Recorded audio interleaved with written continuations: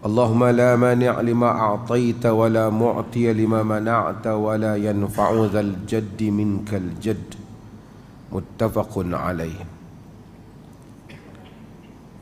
Daripada Al-Mughirah bin Syu'bah radhiyallahu anhu, anna Nabiy sallallahu alaihi wasallam, bahwasanya Nabi sallallahu alaihi wasallam, kana yaqul, adalah Nabi itu dia berkata ataupun membaca, fi duburi kulli salatin maktubah, di setiap duburi salat, yakni di penghujung. Dubur ni asal perkataan Arab ni maksud penghujung, yakni penghujung setiap salat maktubah, salat yang telah ditentukan, yakni salat fardu. Apa Nabi baca? Dia kata Nabi baca la ilaha illallah wahdahu la syarikalah, lahul mulku wa lahul hamdu wa huwa ala kulli syai'in qadir. Allahumma la mani' lima a'taita wa la mu'tiya lima mana'ta wa la yanfa'u dzal jaddi minkal jadd. Hadis ini diriwayatkan oleh Al-Imam Al-Bukhari dan Muslim. Sidang hadirin yang dirahmati Allah, sebelum saya nak bahas hadis Mughirah ni, apa yang kita akan baca selepas daripada ini ialah hadis-hadis Nabi sallallahu alaihi wasallam tentang bacaan-bacaan ataupun zikir ataupun al-azkar. Azkar ialah jamak kepada zikir, plural kepada zikir, yang dibaca oleh Nabi sallallahu alaihi wasallam khas selepas daripada salat. Zikir, kita ada bab zikir, kita ada bab doa. Doa kita minta pada Allah. Zikir kita menyebut atau mengingati Allah Jalla wa'ala. Bagi zikir itu kelebihan yang sangat besar. Walaupun seseorang yang berzikir, dia mungkin tidak meminta apa-apa, tetapi akan terhasil untuk dia kurniaan Allah yang sangat besar. Sebab itu ada bab yang besar yang disebut sebagai fadl zikr ataupun kelebihan zikir. Allah Subhanahu wa taala perintahkan kita dalam Al-Quran, dalam berbagai ayat yang begitu banyak. Al-Quran ni suruh kita ingat Allah, sebut Allah. Itulah yang akan memberikan kejayaan kepada seseorang. Allah sebut dalam surah Al-Baqarah umpamanya, fadhkuruni adzukurkum. Kamu sebut aku, kamu ingat aku ingat kamu. Bukan maksud Allah itu lupa, tapi maksud kalau kamu mengingati aku, menyebutku, aku akan membalas ingatan dan sebutan kamu. Maksud aku akan ingat bahagian kamu, aku akan berikan bahagian kamu. Dan zikir bukan bermaksud sekadar seseorang mengulangi sesuatu perkataan di atas lidahnya, tetapi zikir bermaksud dia menghayati dan mengingati makna apa yang diungkap dan diingat oleh dia. Kalau dia menyebut subhanallah, dia mengingati maha sucinya Allah daripada segala kekurangan. Bila dia menyebut alhamdulillah, dia merasai bagaimana dia memuja Allah dengan segala kebesarannya. Bila dia menyebut Allahu Akbar, dia merasai bahawasanya dia membesarkan Allah Maha Besar, mengatasi segala-galanya dalam hidupnya. Bila dia menyebut la ilaha illallah, tidak ada ilah melainkan Allah, dia merasai bahawasanya betapa kehidupan keseluruhannya tidak ada tempat untuk diabdikan diri melainkan pada Allah. Zikir-zikir yang begitu banyak lagi dengan lafaz yang berbagai-bagai, tahmid, tasbih, tahlil, takbir, kesannya sangat besar di dalam diri orang-orang yang mengulangi zikir itu. Sebab itu maka Al-Quran menyuruh kita sebanyak-banyaknya menyebut nama Allah. Bukan zikir itu untuk kita bagi tahu pada orang dengan suara yang kuat supaya semua orang dengar. Allah mengetahui siapa yang mengingatinya dan siapa yang tidak mengingatinya. Allah kata dalam ayat yang selalu kita baca, inna fi khalqis samawati wal ard wa ikhtilafil laili wan nahar la ayatin li ulil albab alladzina yadhkuruna Allaha qiyaman wa qu'udan wa 'ala junubihim wa yatafakkaruna fi khalqis samawati wal ard. Sesungguhnya pada penciptaan langit dan bumi, pergantian malam dan siang, ayat tanda-tanda bagi ulul albab, yaitu orang-orang yang berzikir, mengingati Allah qiyaman, masa berdiri, qu'udan wa qu'udan, masa duduk, wa 'ala junubihim, ketika dia duduk di lambung mereka. Maksudnya kita berzikir masa kita berdiri, kita duduk berjalan, kita boleh kata subhanallah, alhamdulillah, astaghfirullah, ataupun kita la ilaha illallah, Allahu akbar, ya dzal jalali wal ikram, ya hayy ya qayyum. Ataupun kita duduk, ataupun sampai kita tidur, kita menyebutnya.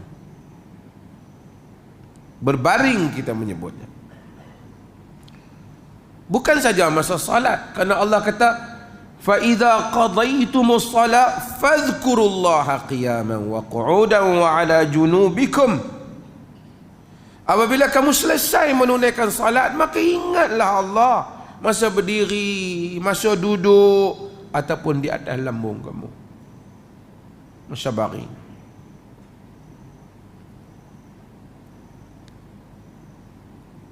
Wadhkur rabbaka fi nafsika tadarruan wa khifah, dan sebutlah, ingat, zikirlah pada Tuhan kamu secara pada dalam diri kamu, tadarruan, dengan merendah diri dan memperlahankan suara, wa khifah. Allah suruh kita. Dan Allah sebut, Allah janji orang yang banyak duk sebut ni, subhanallah tak tahu sehari berapa kali, la ilaha illallah wahdahu la syarika lah, lahul mulku wa lahul hamd wa huwa ala kulli syai'in qadir. 100, 200, 300, berapa banyak dia sebut satu hari, beribu-ribu. Allah kata, az-zakirin Allah kathira waz-zakirat, orang-orang yang sebut Allah banyak-banyak, lelaki dan perempuan, a'addallahu lahum maghfiratan wa ajran 'azima, Allah sedia untuk mereka keampunan dan balasan yang maha besar. Allah janji. Dan Allah kata, wadhkurullaha katsiran la'allakum tuflihun, dan ingatlah Allah banyak-banyak, mudah-mudahan kamu akan berjaya. Banyak atau berapa? Sebanyak yang kamu mampu. Ada orang ilzam diri dia 1000 subhanallah, ataupun 1000 la ilaha illallah wahdahu la syarik. Boleh tak? Boleh. Dia tak payahlah kata 1000 tu agama syaratkan nombor 1000. Dia untuk diri dia, dia tak mau kurang pada 1000. Mungkin orang lain 700, ada orang lain 900. Apa yang dia larat? Macam juga istighfar, mohon keampunan. Istighfar, satu bab istighfar, ada orang istighfar 1000 kali, 2000 kali. Siapa yang melihat pengalaman orang-orang yang beristighfar dengan istighfar yang banyak, dia akan melihat keajaiban kurniaan Allah dalam hidupnya. Akan datanglah benda-benda yang dia sangka dan tak sangka. akan Allah beri kepada dia kurniaan yang berbagai-bagai. Macam tu juga orang sebut la ilaha illallah banyak-banyak. Bukan sebut la ilaha illallah dengan mengingati Allah. Setengah orang dia sebut berapa banyak kerana nak panggil khadam jin dia dah. Itu ada juga. Orang sebut Allah kerana ingat Allah, dia sebut Allah tapi ingat jin. Pasal orang pesan dia kata, kalau nak dapat khadam baca banyak ni. Ini semua sesat. Boleh tak satu orang tu dia pegang tasbih supaya dia tahu kiraan? Boleh. Itu bukan ibadah, itu pendekatannya, cara ataupun teknik untuk mengingati Allah. Kalau dia lepas semayang, jari kita cukup 33 macam yang Nabi ajar. Tapi kalau kita nak zikir sampai 1000 kali, 2000 kali, tak ingatlah kira dengan jari. Kalau satu orang tu dia kira dengan biji tasbih dia, boleh tak? Boleh. Kata Ibn Taymiyah, hasan, satu benda yang baik. Kalau dia kira dengan kiraan, orang duk kira macam ni, juga boleh. Kerana itu bukan, dia kata sunnah kira dengan. Kalau dia kata sunnah kira dengan itu salah. Tapi kalau dia kata pasal apa kira macam tu, nak ilzamkan diri dia. Supaya kalau kemarin dia sebut la ilaha illallah 100, 200 kali, 500 kali, ataupun dia sebut astaghfirullah rabbi ghafirli 1000 kali, hari ni pun tak mau kurang. Tiap-tiap hari tak mau kurang ataupun nak bagi jagi lebih. Boleh ataupun tak? Boleh. Dan dia akan melihat keajaiban-keajaiban dalam hidup. Ombak segala rencana manusia boleh berlaku, tetapi tidak mampu untuk berhadapan dengan istighfar yang banyak, zikrullah yang kuat, dan doa yang mustajab. Alladzina qala lahumun nas innan nasa qad jama'u lakum fakhshawhum fazadahum imana wa qalu hasbunallah wa ni'mal wakil. Orang-orang yang dikatakan kepada mereka bahawa manusia sedang berhimpun untuk mengambil tindakan kepada kamu, takutlah mereka, bertambah iman mereka. Mereka menyebut hasbunallah wa ni'mal wakil. Orang-orang yang menyebut hasbunallah wa ni'mal wakil, dia akan melihat pertolongan dan keajaiban Allah untuk dirinya dengan dia yakin dan bertawakal pada Allah. Orang yang menyebut la ilaha, Allah yang menyebut la ilaha illa anta subhanaka inni kuntu minadh zalimin, dia akan melihat keajaiban Allah melepaskan dia daripada masalah. Sebab apa? Allah kata fastajabna lahu wa najjaynahu minal gham wa kadzalika nunjil mu'minin. Kami telah mustajabkan doanya, yakni doa Yunus, dan kami selamatkan dia daripada duka cita. Yang demikian itu kami menyelamatkan orang-orang mukminin. Percaya Nabi SAW dalam hadis yang diriwayatkan oleh al-Imam Bukhari, Muslim, di mana hadis yang selalu tuan-tuan baca, ana 'inda dhanni 'abdi bi wa ana ma'ahu idza dzakarani. Aku bersama dengan hamba-Ku padaku, dan aku di sisi sangkaan hamba-Ku padaku. Macam mana hamba tu sangka kepadaku, demikian aku akan perlakukan padanya. Maksudnya, kalau dia sangka aku ampun dia, aku ampun. Jika dia sangka aku tak ampunkan dia, memang aku tak ampun. Jika dia sangka aku terima doanya, aku terima. Jika dia sangka aku tak terima doanya, aku tak terima doanya. Wa ana ma'ahu idza dzakarani, dan aku bersamanya apabila dia mengingatiku. Allah janji, kalau satu orang yang sentiasa, dan kita mudah-mudahan apa yang ada dalam hidup kita, bangkit tidur kita ingat Allah. Bangkit apa kita nak sebut? Kita syukur Allah. Kita pergi ambil wuduk, kita basuh diri kita semua kerana kita nak salat. Kita tahajud, kita sembahyang, lepas tu kita keluar rumah kerana nak pergi berjamaah, pergi ke masjid.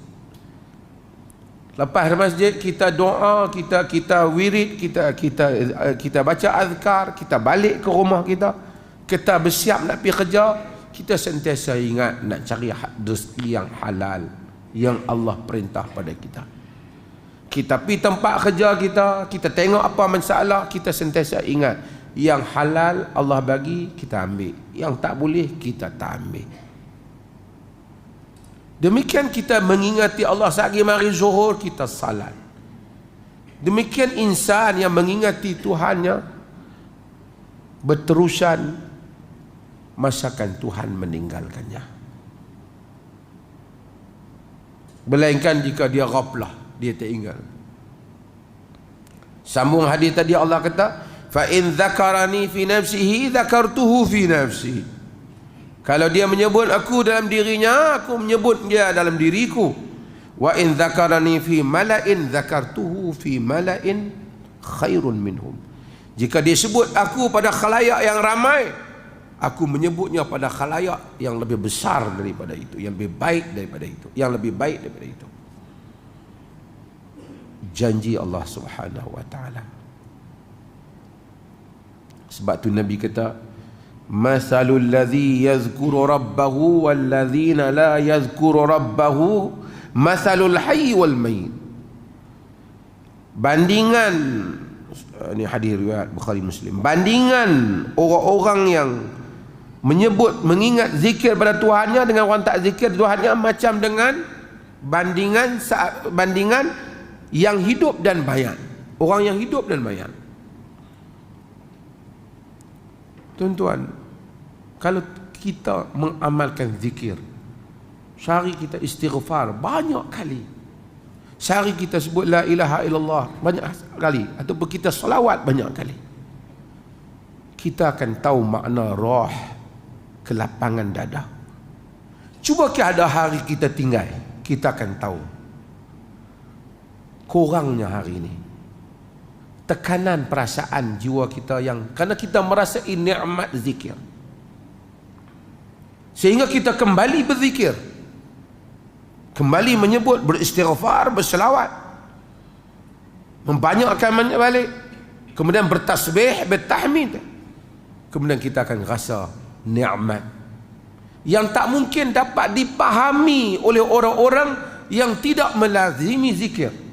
Dia tak akan faham macam mana nikmat. Tengok sama je, pergi pejabat sama je, makan nasi sama, tapi Allah menempatkan dalam dirinya, dalam ruhnya, apa yang tak dipahami oleh orang-orang yang tidak berzikir. Dia hidup, dirinya hidup. Adapun bagi orang yang tak berzikir, Nabi kata kamatsalil hayy wal mayit, seperti dengan mayit, macam dengan mayat, bangkai mayat, tak kira lah zombie ke apa, mayat. Dia kata aku okey je, aku tak sembahyang sebulan tak rasa apa. Simple untuk kita bila masuk waktu solat kita tak sembahyang lagi, apa perasaan kita? Gelisah, betul tak? Kita tak boleh duduk sembahyang waktu masuk ni, sembahyang dulu, solat dulu, nak pergi mana-mana, makan nasi pun duk rasa kacau, solat tak buat. Kerana kita dah ada experience, we taste, kita rasa benda tu.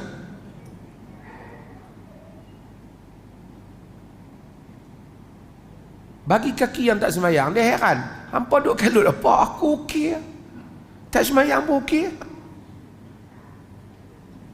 Dia nak faham orang yang daripada sentiasa duduk dalam kotak, pakai baju kotak, apa kotak, najis ada di telinga apa, bertahun-tahun macam tu, dia memang okey, dia tahu aku okey macam ni. Tapi bagi kita yang membersihkan diri, kalau tercalit kotoran ini, kita gelisah. Sikit kena kat tangan kita, tapi aku nak pergi basuh dulu ni. Sebab kita biasa dalam kebersihan, Itu tubuh kita yang zahir. Demikian ruh. Demikian. Manusia, dia ada peringkat dalam hidup dia. Itu dunia. Tuan-tuan yang biasa, satu orang yang biasa makan di tepi jalan. Bukan kata saya kata salah, tapi tuan-tuan kata belagak pula. Tak propernya makan. Kita duk biasa. Satu orang yang tak biasa, dia makan hidang elok. Kita ajak dia makan situ, dia tak boleh. Dia kata aku tak boleh makan macam ni. Kan? Sebab dia tak biasa. Pasal dia biasa elok. Ada orang yang lebih elok lagi, lebih elok. Itu tingkatan di dalam materialistik manusia. Ada orang dia tidur tempat elok, tilam elok, dia dah tidur macam tu. Dia rasa, dia kata aku ni kan tidur tempat nyamuk penuh pun aku boleh tidur. Ada orang dia tak boleh tidur. Itu dunia. Tapi nak banding alam ruh, ada orang mungkin salat 5 waktu, okey. Ada orang kalau dia tak bangun qiyamul lail, gelisah dia. Allah, semalam aku misah dia. Letih sangat. Bangkit, orang bang subuh. Rasa bersalah. Walaupun qiyamul lail itu, tahajud itu bukan wajib. Tapi kerana ruh kita telah menikmatinya, menikmati nikmat qiyamul lail itu. Macam orang yang baca Quran, orang yang berzikir. Di situ tahap kita mengetahui diri kita sendiri. Kata Umar bin Abdul Aziz, inna li nafsan tawaqah. Sesungguhnya bagi aku itu nafs, diri yang sentiasa ingin meningkat. Kullama haqqat syai' taqat ila ma ba'daha. Setiap kali aku dapat capai sesuatu, aku teringin yang lebih daripada itu. Bila Raja' bin Haywah, penasihat Umar bin Abdul Aziz, orang saya selalu sebut Umar bin Abdul Aziz tu khalifah yang hebat, tapi orang lupa dia jadi khalifah hebat tu sebab ada penasihat dia yang hebat, namanya Raja' bin Haywah. Raja' bin Haywah itulah yang telah mencadangkan kepada Sulaiman bin Abdul Malik, khalifah yang sebelum daripadanya, supaya melantik Umar bin Abdul Aziz. Jika tidak, jawatan tu tak pergi pada Umar bin Abdul Aziz. Dia bukan daripada keluarga Abdul Malik, dia daripada keluarga Abdul Aziz, walaupun semuanya Bani Umayyah. Apabila Raja' bin Haywah bawa pakaian mari kat dia, beli untuk dia, dia pegang pakaian, dia kata jahit, laula annahu ghali, bagus kata Umar kau belikan, tapi mahal, dia khalifah.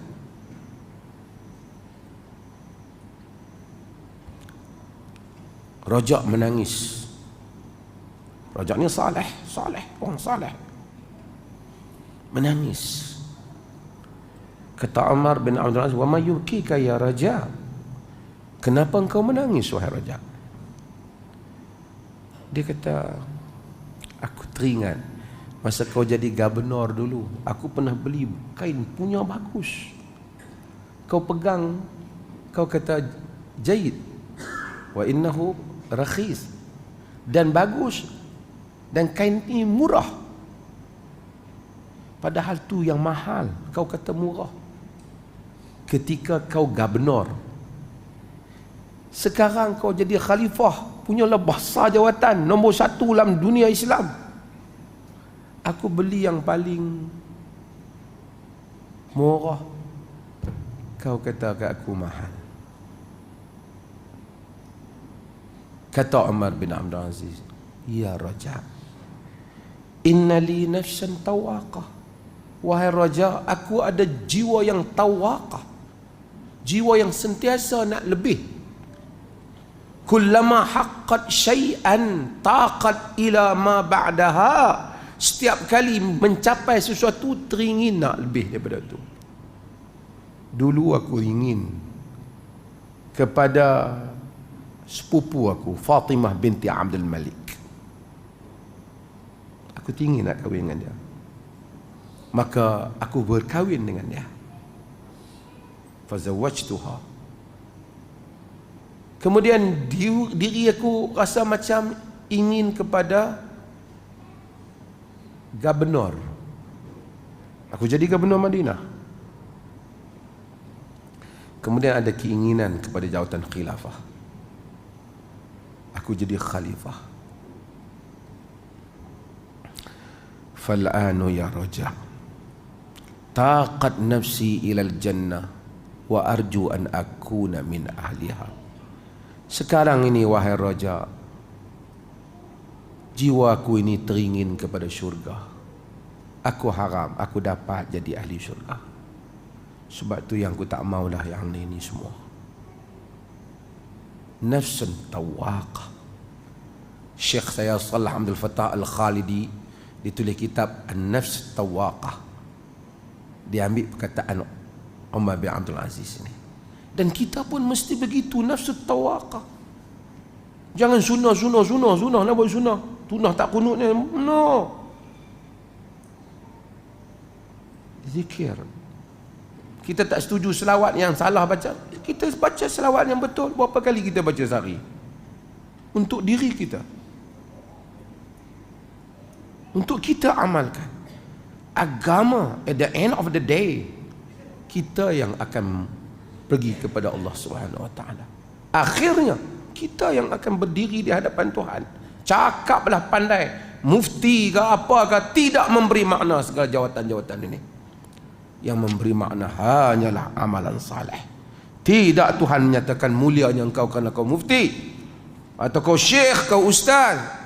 Mulianya kau jika kau beramal dengan amalan saleh.